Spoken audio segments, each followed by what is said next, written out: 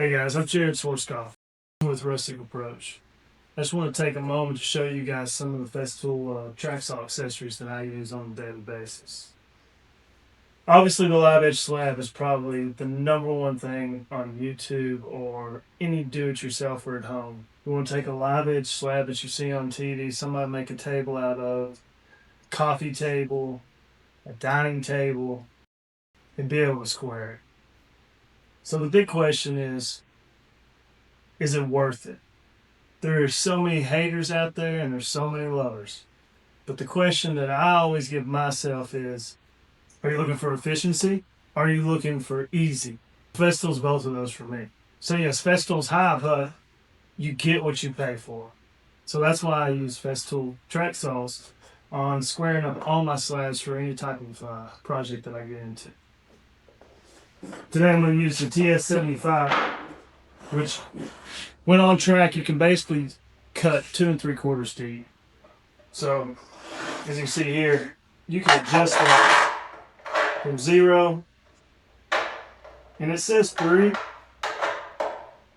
but really 2 3/4 is about as deep as you go. You got a multitude of tracks. Got a small track, medium, the 100th anniversary 55, or a track that you don't have to use clamps for, which is very good in certain situations. I'll show you how in just a second. Then obviously the #1 reason that I use the Festool, and I use almost every tool that they have, is because of the CT media. CT36 is what I use. It's the biggest one, but every tool I have is cleaned up with a vacuum. I can carry it around, it rolls with me, plus I can automatically plug my tools into it. So all you're doing is plugging in one thing to the wall, CT36, and you plug your tool right into the vacuum, hook your vacuum up to the tool. Pretty simple. So on this walnut slab, my wife's been wanting a entryway table, so like when you come through your door, you got the little 14, 15 inch table. It's about 36, 38 high. As you can see, I'm using 2 rails put together. Festool's really simple about, using these brackets to go in between the rails. It makes it so much simpler to put 2 together if you got a big project. So I keep these 2 together all the time because a lot of times I'm doing a 12-foot slab or a build that's 12 foot. So 2 of these together makes it pretty simple for me. So there's a couple different clamping options. So like I said, when I'm squaring up a slab, first thing I like to do is get a straight line. Use these clamps.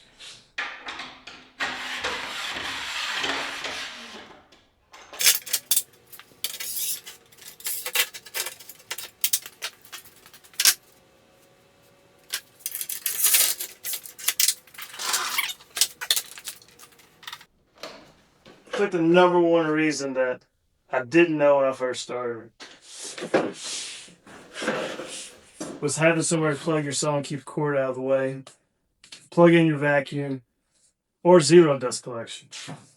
So I get dust collection plus a plug-in port. And it's that simple.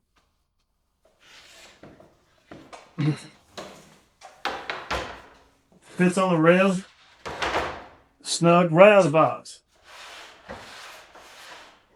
So when I set my depth, as you can see right here, got about 1.5 inches. So I think I'm pretty good to go. We'll go 1 inch at first, and then we'll cut the rest of it.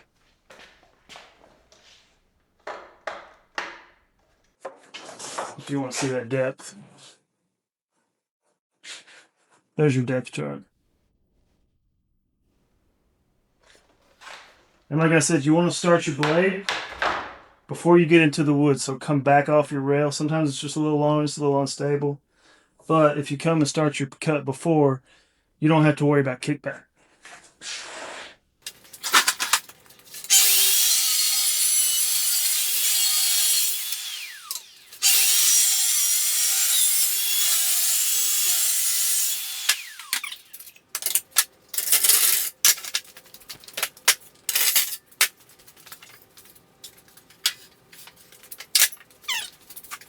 That's why I was saying before, had I known, number one reason, simple. Put it on the track and go. 2 clamps on your rail. Number two, that vacuum setup fits to every Festool tool that I have, and it keeps the project clean. You can tell there's no sawdust anywhere. There's a little bit on the ground, but for the most part, it's not in your face and you're not breathing it. So now that we got a straight edge off the back, now what I like to do is show you how to square it. So there's a multitude of options. Obviously this is pretty long. These are 55-inch. This is a little small. You want to be able to pull your saw back so you can start your blade before you get into the cut. So I got the medium. So with that being said, how do I square it? This is how simple this thing is. So I have an angle stop that Festool makes. This little groove right here lets you go ahead and attach it to the table, but this is always going to show you your degrees.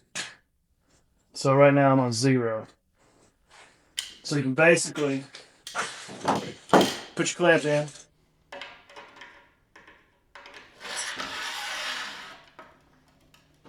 put your angle stop on,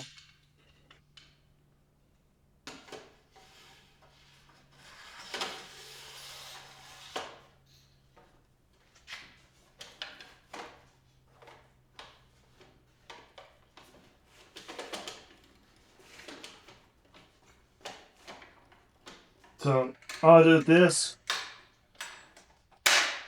so that's tight to my guide rail, and I know I'm at a 45 because I'm just cut that straight line. So we're square. Come down here,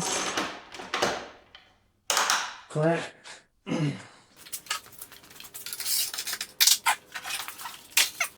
So now I'm cross cutting. I'm just gonna make one cut.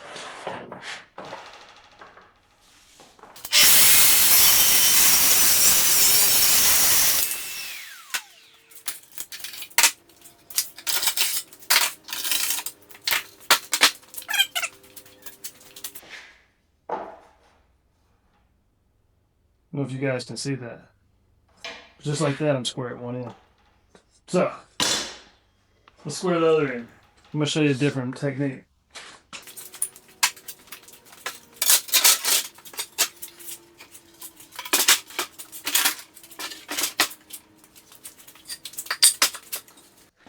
So this rail is actually for a lot of sheet goods. A lot of people use them.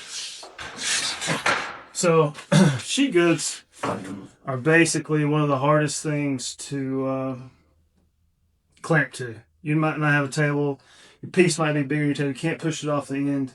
So today I'm just really showing you how I cut it off the end of the table instead of being on the table.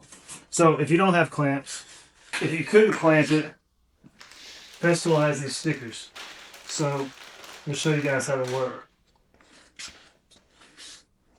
So basically, do that, pull the taper,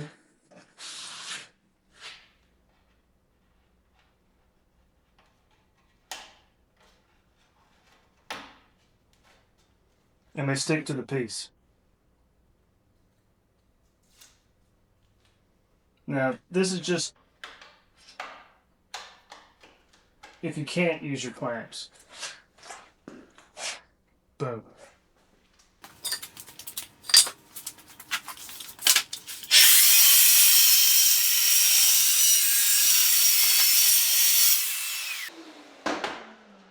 So right there you see how clear it is.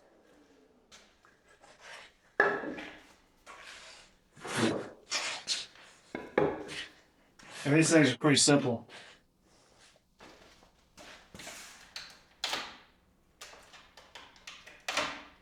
So like I said before, number 3 thing that is so simple with these saws is changing the blade.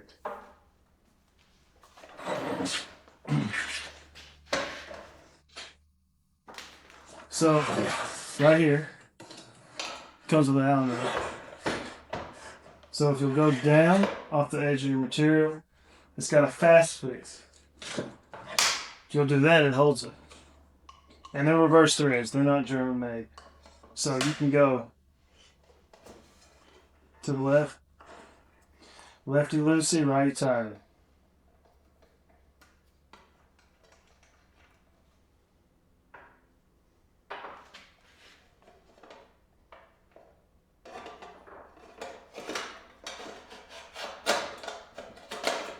Pretty simple.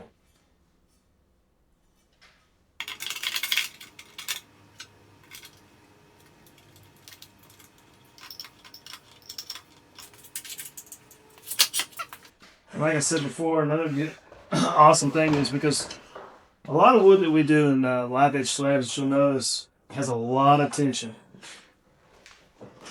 For whatever reason, depending on where the tree grew, how it got cut down, if it was on a hill, a ridge, a lot of those trees tend to have a lot of tension in them from wind. So when you're cutting across one or you're cutting with the grain, you tend to have that issue as far as your saw binding up or kicking back. So the number one thing that I like about it is that my depth of cut is so simple and it's right there. I don't have to unbolt the face. If I was going to have something that I constantly had to wonder if it was going to be dialed incorrectly, Festool is obviously another winner on my table. Also, I can cut waterfall tables all the time with this. That track enables me to cut a perfect 45 on a waterfall. Put it on the track. Right here's your degree and your angles. Loosen up the front. Loosen up the back.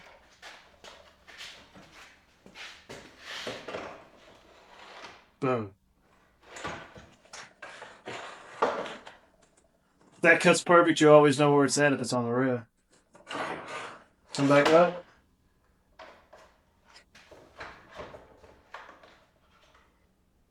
Boom.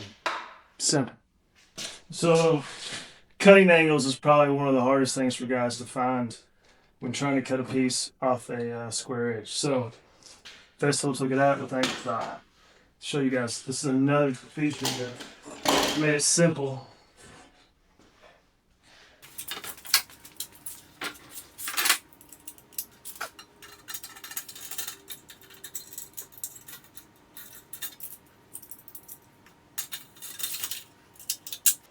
So now I got my straight edge, come up,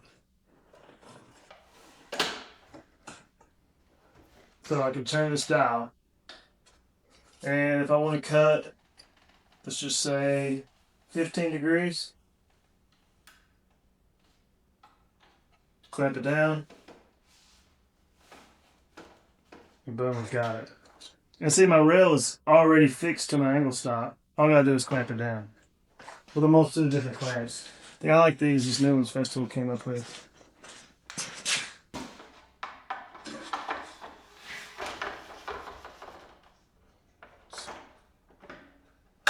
Boom, we're ready to cut.